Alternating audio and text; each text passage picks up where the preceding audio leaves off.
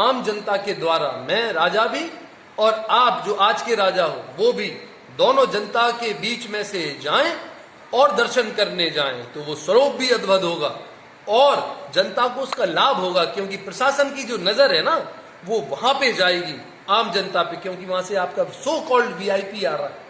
जब वीआईपी आ रहा है तो आप वहां की व्यवस्था सुदृढ़ करोगे, सुरक्षा भी करोगे और व्यवस्था भी करोगे।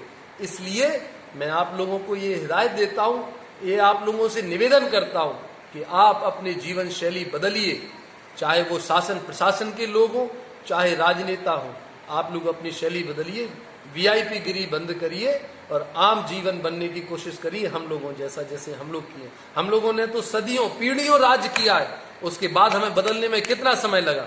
आज हम एक आम जनता की तरह जीवन जी सकते हैं, मोटरसाइकिल पे जा सकते हैं, सामने बाजार में जाके चाट खा सकते हैं, पान खा सकते हैं। आप किसी मंत्री को देखिए किसी शासन किसी कलेक्टर को कभी किया है उन्हें नॉर्मल व्यवहार, उनको प्रोटोकॉल उन्हें लग रहा है महाराज हम लोगों को जबरदस्ती बदनाम किया जा रहा है। इसलिए ये तरीके का कृत्य हम लोग कतई बर्दाश्त नहीं करेंगे और मैं मांग करता हूं करनी सेना की तरफ से कि ये वीआईपी गिरी बंद होनी चाहिए इस देश में। जितने भी मंदिर हैं सबको सामान्य कर देना चाहिए, सब लोग सारे सब वीआईपी हैं, जो माता का भक्त है जो भी जहां भी जाता है वो एक भक्त बन के जाए, वीआईपी बन के जाएगा। तो वेदों में लिखा है, श्री शंकराचार्य जी ने कहा है कि उसको फल नहीं मिलेगा। आपको बेवकूफ बनाते हैं, वीआईपी बना के ले जाके दर्शन कराते हैं, कतई आपको फल नहीं मिलेगा। आपको फल तभी मिलेगा जब आप वहां पे मांगने भिखारी की हैसियत से जा रहे हो, तो उसी हैसियत से आप जाएं।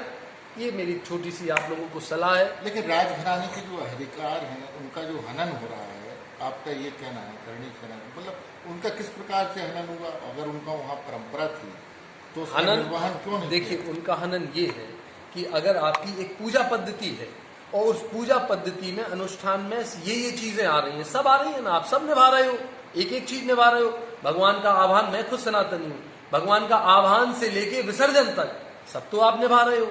उसमें एक व्यवस्था ये भी है कि उसमें राजा का हाथ लगता है, पुरी में उनका जगन्नाथ जी का हाथ लगता है।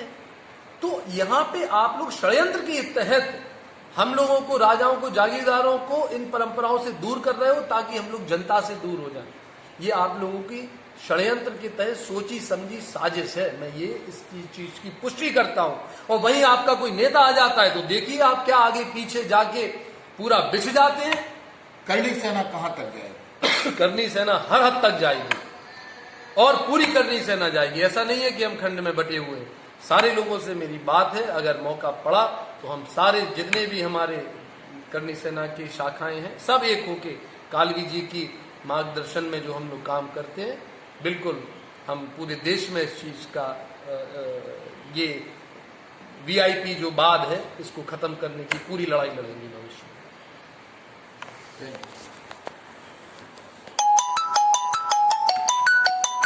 या सब कुछ तो राजाओं ने दिया भाई, क्या लिया अपने लिए? अब आप लोग ये इल्जाम लगाते हो कि उन्हें प्रोटोकॉल लगता है, उन्हें वीआईपी व्यवस्था लगती है, ये बहुत गलत बात है। हम लोग तो साधारण जीवन जीते हैं अपना और आम आदमी के जैसे जीवन यापन करते हैं अपना। मैं तो उन पे दोष देता हूं कि जो राजाओं को छल करके आप सत्ता पे बैठ गए और आज हम लोगों की ये दुर्दशा करके आप लोग वीआईपी गेट से मंदिर में जाते हैं।